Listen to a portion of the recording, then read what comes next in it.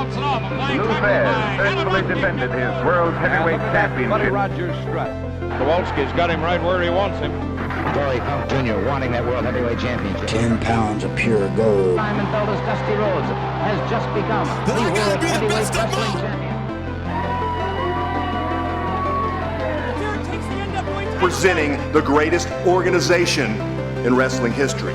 We always deliver on our promises at the National Wrestling Alliance. Yeah, but pretty hard, and look at what are you going to work now? Oh!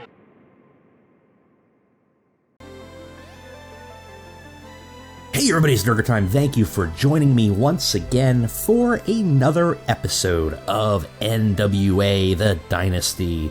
We are 25 days away from Cody Mania. And this time we're gonna actually air it on a pay-per-view broadcaster. That's the goal this time. So that's the plan. We'll see if it still happens. We also have 1 month left for our broadcasting deal for worldwide. So I think a big thing we're going to be looking at here is there an opportunity for us to pick up a new broadcaster? Because that's a big goal here at this point. Right now, finances, not great. I was going to say fine, but no, not really. Still hemorrhaging money. We cut money out. Now, again, we have a war chest. We got $500,000 in the hole. In terms of finances, contracts definitely play a part. This Nick Hollis exclusive contract is probably too much money. But I don't think he's going to renegotiate anytime soon. Yeah, he's not going to even bother. He's like, nah, dude, nah. Pay me 10 grand a month. But that was because I'm an idiot and I didn't pay attention to that when we started the game. So I could fix this. I think we just live with it and just assume that. I mean, we're going to pick them up again, but we're going to probably pick them up per show.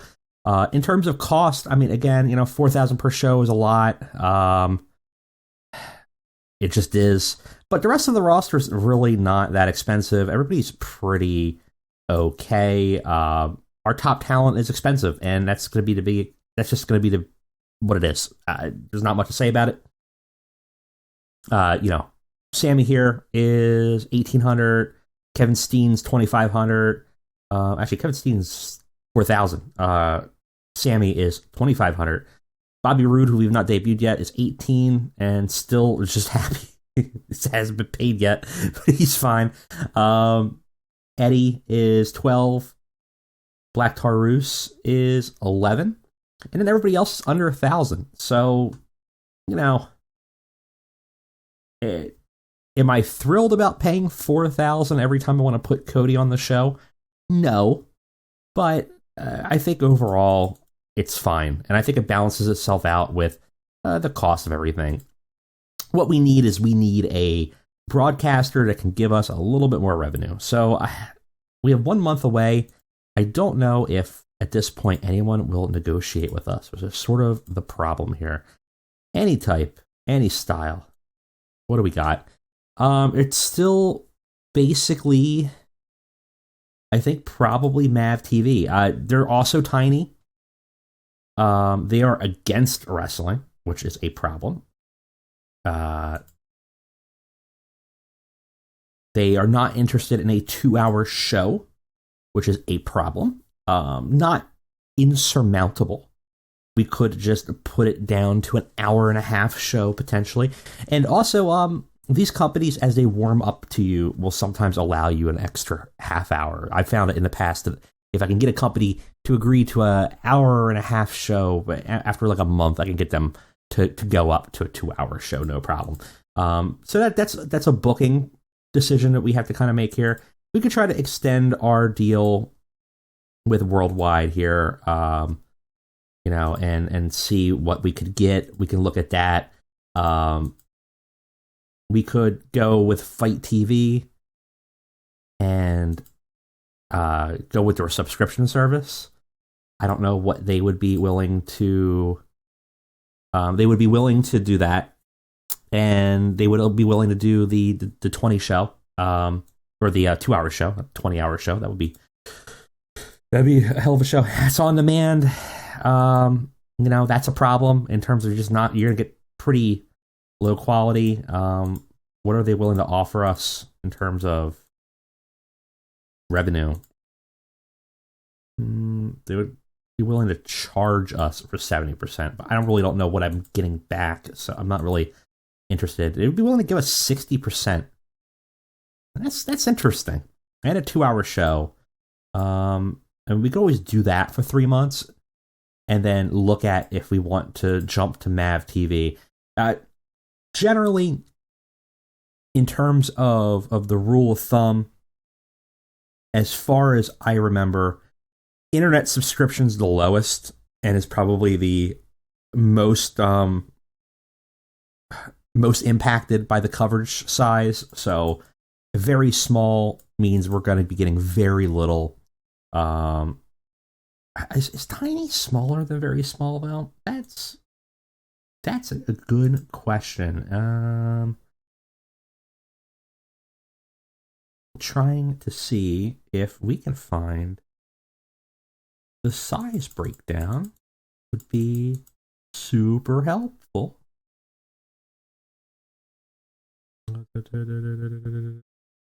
There we are. So tiny to enormous. So tiny is the smallest. So you have tiny, very small, small, and you kind of go up from there. So that kind of gives us a rough idea. So Fight TV is actually larger than MAV, but MAV is on a commercial cable. Commercial cable is going to get a little bit more revenue. I don't know. I don't hate the idea of signing up for like a 3-month deal with Fight TV. I just don't know what the revenue is going to be. They're highly pro wrestling. They're very high risk. They would let us do whatever we want. We're not a high risk company, so that doesn't matter really. They would allow us to do a 2-hour show. It would give us a good revenue split, but the revenue might be limited. I don't know. I'm not sure. Right now we're airing on IWTV, which is tiny, right? So it's not a bad option, I think. I think it's an upgrade, and I think it still gives us a little bit mobility. I don't know.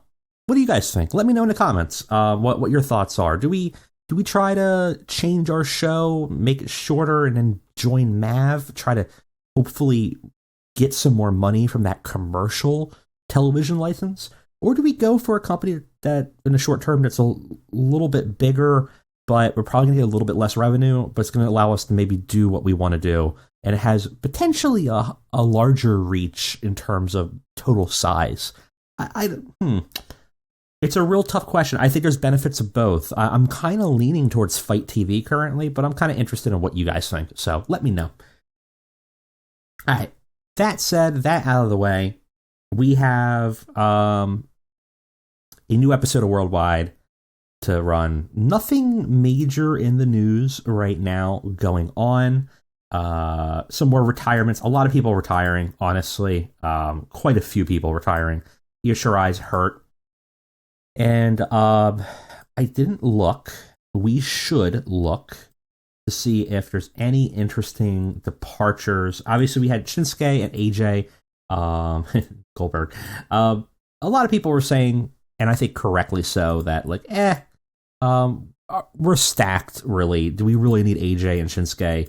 I'm fine with letting them sit for a while. And, if they... if an opportunity arises that makes sense, we could always try to bring them in, but I don't think we need to pick anybody up. I think we have a pretty good roster right now. The things that I'm looking at is maybe picking up some mid-cards. Like, I kind of wish the Blade was available as well, because I think this would be a really good tag team. And when I had fielded this last episode, people seemed pretty positive on maybe bringing in Butcher. So maybe not a bad option. I don't know what he would cost. About $500 a show. Not horrible.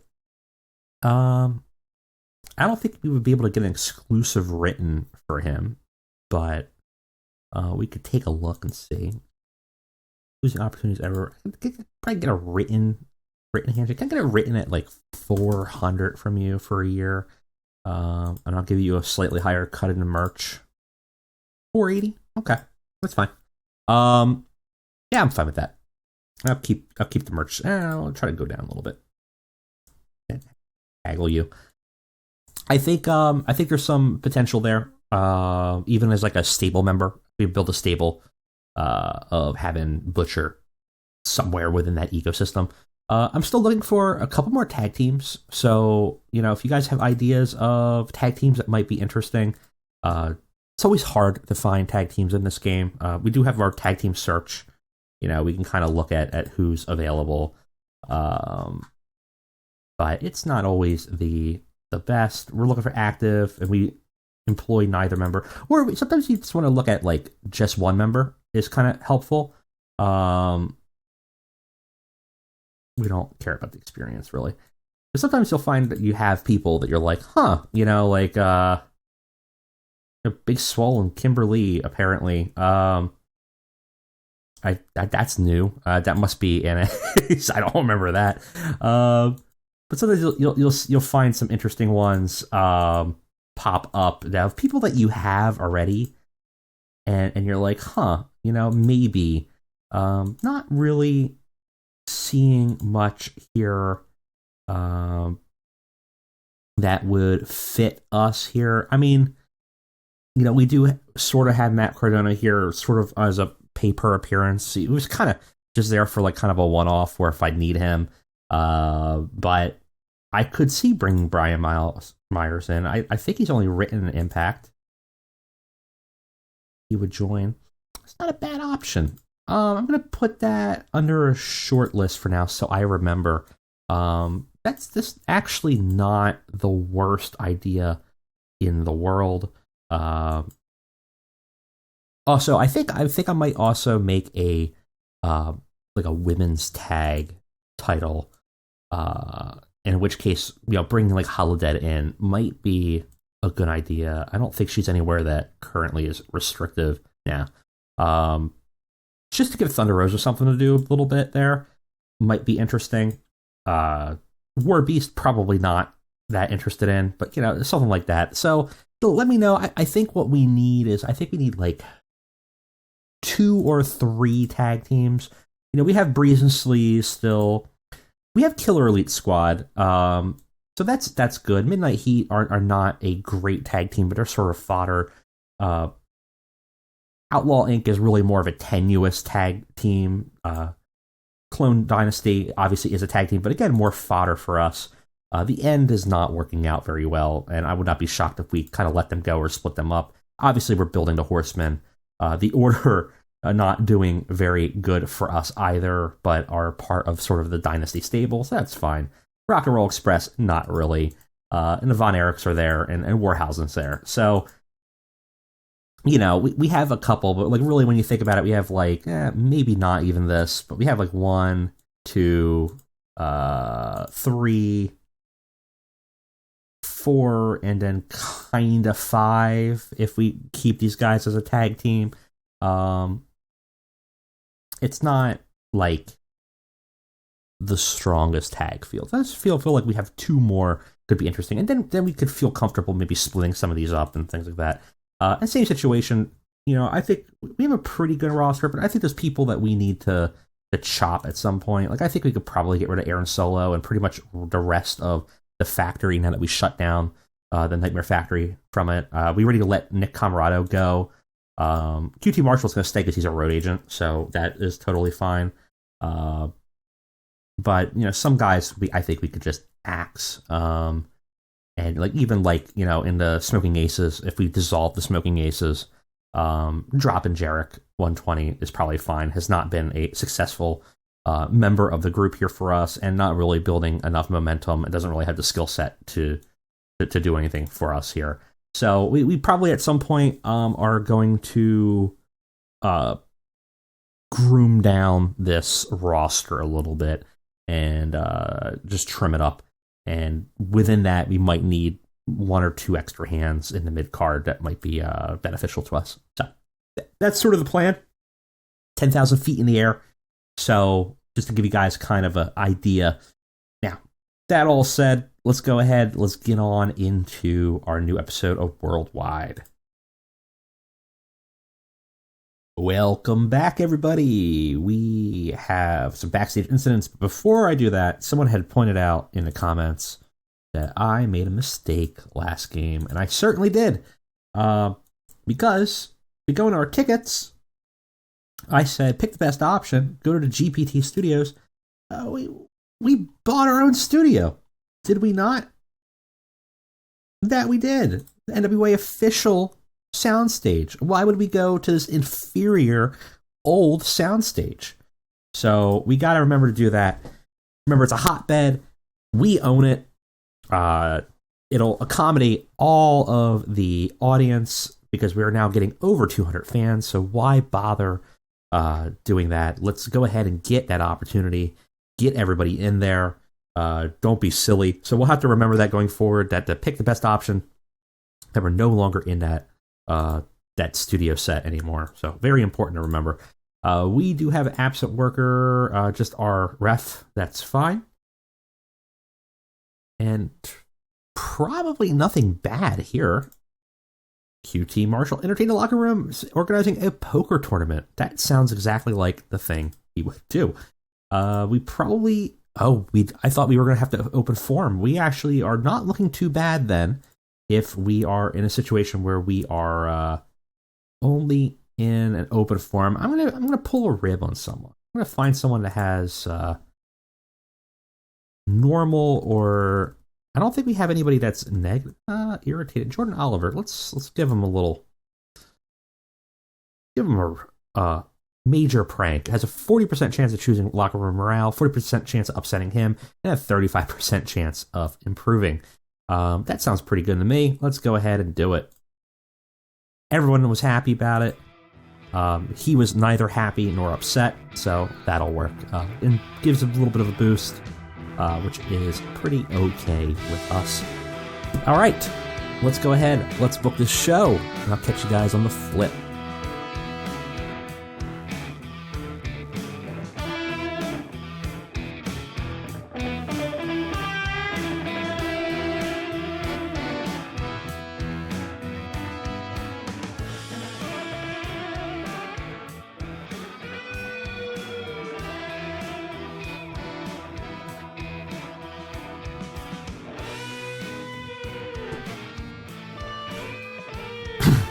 Alright guys, we are back. We are ready for another episode of Worldwide. We got 3 pre-show matches in, just trying to give some people some work to do. You know, we have a pretty stacked episode here, and we kind of had to put some people on it. Not a lot of people, not a lot of major people. And in fact, I think we're probably going to have some upset people being left off the show tonight, but it is what it is, and we have some stories to put on, so oh well. Maybe we'll get another show and we'll do a brand split or something eventually. Anyways, let's go ahead and take a look at what we have for Worldwide. So starting off with the pre-show, we have Lance Archer in a just quick beatdown, 8 minutes with Lance NWA. And this is just to give Lance something to do, give him a win, keep him in there. Lance NWA, though, honestly, not looking too bad. 33 for undercard. I mean, this is one of those things that even losing this match might help him because he's in a match with a bigger star. So, you know, ideally, you want people to move up in popularity by winning, but they can get a little bit of a bump by just being in the ring with bigger stars. So it's a possibility that this might help him a little bit. But it gives Lance Archer just something to do before we kind of move him into some storyline at some point. Same situation with Kylie Ray and Delilah Doom. Delilah Doom, though, is injured, so it's kind of dangerous to put her in a match like this, and she definitely suffers a little bit of a ring penalty here because she's somewhat slowed by her injury, but she's working through the injury. This just keeps her fresh, and it gives Kylie something to do as well. Kylie definitely is the standout here at a 53, with everybody else kind of sitting around the same of being about 35, 34-ish. Overall, the match itself is 45. And Kylie Ray and Delilah Doom both win. Delilah Doom actually getting the pin because we're trying to build her up a little bit. So not bad. I think Delilah and Kylie might actually be pretty good tag team competitors potentially. So I am thinking about making a women's tag title to give some of our other women's roster something to do, and maybe that'll give us an excuse to expand the roster just a little bit more and have a little bit more of a fleshed out women's division. It'll kind of allow me to do some more storylines without kind of running flat. Same situation here. Ricky Knight Jr. is at the very bottom of our roster, and I just wanted to get him a win. I have kind of prospects for Ricky Knight Jr. potentially. I mean, and we can see why. Look at like no popularity, young lion. He's at a 45. I think there's potential here, and I think we just need to develop him and maybe put him with a seasoned manager, maybe make a tag team kind of situation and kind of build him up. But we allow him to win here against Mike Pero and have a pretty good bout as a result. And honestly, not looking too bad. Starting off the show proper, we are making use of one of our most expensive workers, Kevin Steen. He comes out to the ring to explain his actions last week. As we know, at the pay-per-view, he debuted in a mask and basically cost Remi the title. Cody had basically insinuated that he called Kevin Steen in and he was joining the Dynasty. That was clearly a false pretense because he immediately also attacked Cody and made his intentions known that he's there for the title. So we're kind of in an interesting three-way situation now where Kevin Steen's made enemies of Remi, he's made enemies of Cody, and we kind of have to find out, well, what's the deal? Why are you here? What's this all about? I thought you and Remi were friends. And he comes out to the ring to explain his actions in a very long promo. It's actually a 2-part promo here. And he says, a lot of people are asking me to explain why I did what I did last week. And he's snarling as he's talking on the microphone. I'm going to make it known right now that I don't owe any of the fans here an explanation. But I do owe one to Remi. Remi, I know you're back there, so listen closely. Over a decade ago, I told you in the center of a ring just like this one that I was nothing without you. I was wrong. You were always one step ahead of me, and wherever you went, I eventually followed, because I believed in those words I told you that day. But the story was always the same. Kevin, they would say, you're great, but, well, your friend, he's a little weird. He's not very marketable. When he's backstage, he doesn't know when to keep his mouth shut. And I've defended you each time. I went to bat in angry calls, in long meetings, in closed doors. And each time, I picked the battle for you. And I lost. When they trusted me, and you did something stupid. When you eventually just made yourself a mockery. And now you ran away. And I had to follow once again. But this time, I need to make this clear. It's not because I need you. No. I realized something really important over the last 10 years. I realize that it's not because I'm nothing without you. Because like I said all those years ago in Pasadena. No. I realized it's because I'm nothing with you. You're an anchor around my neck, a stain on a legacy that I should have built for myself, a line in red ink in my career that others look to and mock. So it's time to excise those demons, Remi. And I'm going to start by taking what you took from me. My friends, my family, my future. And it starts tonight. So we have a passionate Kevin Steen who feels like he never made it to where he was supposed to be because of his friendship and sticking up for Remi, and he's done with it. So we have his reason for coming here, which is to sabotage Remi, to take what he believes is his, and to finally cement a legacy. And some big threats from him there. Obviously, it does really well. We actually lose some heat with the story because this one actually doesn't do as well as the last speech.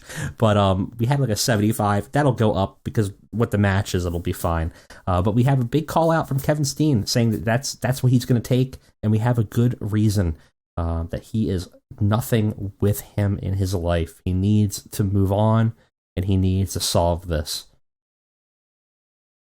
We move on to our first match of the show, which is the New Horsemen in their open challenge. They're said they're fighting champions and they're going to be fighting all time. The Order picked up the challenge here. This is not a very good match.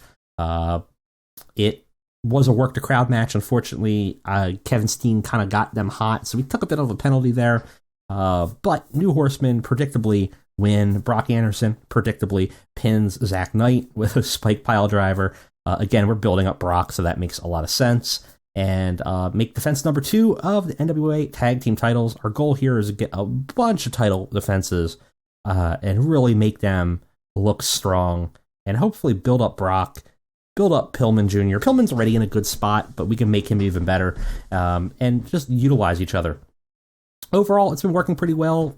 Pillman's been kind of carrying the matches, but Brock has been improving, and I feel like I'm seeing this number improve pretty much every match. So not much to say about it. Unfortunately, we did lose some heat for the storyline. Match quality just wasn't there. Again, part of the problem is just we don't have a really strong mid-card for our tag teams. We do have some people, but it is what it is. Another match is surprisingly poor, and I don't know why, actually. This was a wild brawl, which should have been good. And certainly, it's better than Warhorse's normal here. So maybe this is about where we kind of expected. I just kind of expected it to be like over 55. Jacob Fatu versus Warhorse, just decimating Warhorse, gets him in a submission, had decent reaction from the crowd, had good wrestling. Danhausen ringside doing some good work. Jacob Fatu's just been kind of plowing through people, upset about how the tournament shaked out. And obviously he has the opportunity to eventually face Ricky Starks for the television title to kind of undo the results of that tournament. And he's just been kind of punishing people by being pissed off about it all. I guess because of 49, it's okay. Afterwards, Fatu is about to kind of beat up Warhorse more, beat up Danhausen, but Starks comes out and jumps from the barricade and starts attacking Jacob Fatu. The two just start brawling, and the entire locker room has to come out and break them up. So it's one of those ones where just keep away. Got the crowd real hotter. They're into it. This did very well at 57. And we should also have we have a babyface turn. Starks should have already had this on here during the tournament, but we are... oh, no. I need to get rid of that setting. So the turn did not go well. I'm going to get rid of that setting because I find that it is not that fun to play with and not necessarily realistic because, it makes sense if someone's turning, an individual's turning all the time. It doesn't make that much sense if it's just you have too many turns in the company, especially because the game has it set at like 6-month turn rate, which I think is kind of stupid. So I might have to get rid of that just so that I have a little more leverage. But unfortunately, that did hurt Ricky a little bit, and he's going to be pretty upset about the fans' reception to his face turn here. We got Outlaw Inc. versus Juice Robinson, Sean Hernandez. Juice has been kind of getting under Eddie's skin a little bit, and it's an opportunity for Eddie to kind of enact some sort of revenge, but it does not go well because Juice and Sean Hernandez defeat them. Juice Robinson pins Homicide after using a foreign object. He runs off fast, obviously.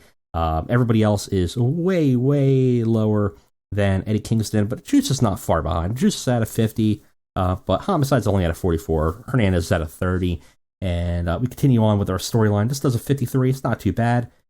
The match is kind of paced to kind of cool the crowd down a little bit, kind of get them down to hopefully help us for later matches. So it did its goal, and of course we advance the storyline. Afterwards, Eddie, pissed off, grabs a microphone. Juice is already like halfway down the ramp. You know, he's been doing those things where he's been basically kind of cheating and then running off as fast as he can. And Eddie is pissed. Eddie's done. And he just screams at Juice, Juice Robinson, get your slimy little bitch ass back here. Juice stops and stands at the ramp smirking at him. Like, you come into this company, my company, you disrespect me? You disrespect my friends? You think you can pull little fast ones and get somewhere? Nah, you played with the wrong man, partner. Juice, though, looks uninterested and not afraid. He's just still smirking at this whole situation. He thinks he can outsmart Eddie. He goes, I'm telling you now, this is a call out. We're going to meet. It ain't going to be a little wrestling match. Nah, you ain't going to get cheeky anymore. Because when we meet, we're going to settle it like we do in Yonkers. And in the meantime, watch your back. As he says that, Homicide, who Juice has not been paying attention to, has snuck behind Juice with a somehow full sock of quarters. I don't know where he got it. Maybe he had it ringside already. And just starts whipping Juice. And Juice has to run off as Homicide basically just starts kind of beating him and chasing him. And Eddie's kind of insinuating that he wants Juice in some kind of like street fight, no DQ match kind of thing. Unfortunately, we lose a little bit of a heat for the storyline. And overall, though, crowd got hotter. Eddie looked good, performed well off script. It's a 51. Can't complain about it.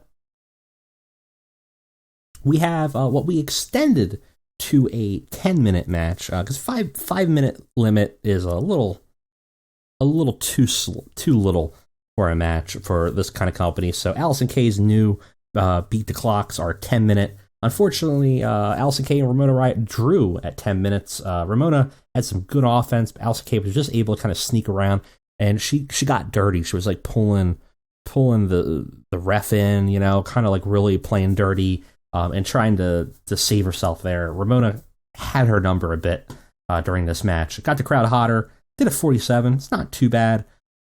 Afterwards, though, Allison K is obviously desperate, using many cheap tactics to win. They draw. Ramona looks devastated. Dustin Rhodes comes out. We haven't seen him in a while as the owner of the company. Talks to the announce team, talks to the referee. Allison's eyes widen. She knows what's about to happen. She is very upset. The announcer makes the announcement and says that the management has decided that this match must continue until a winner is decided.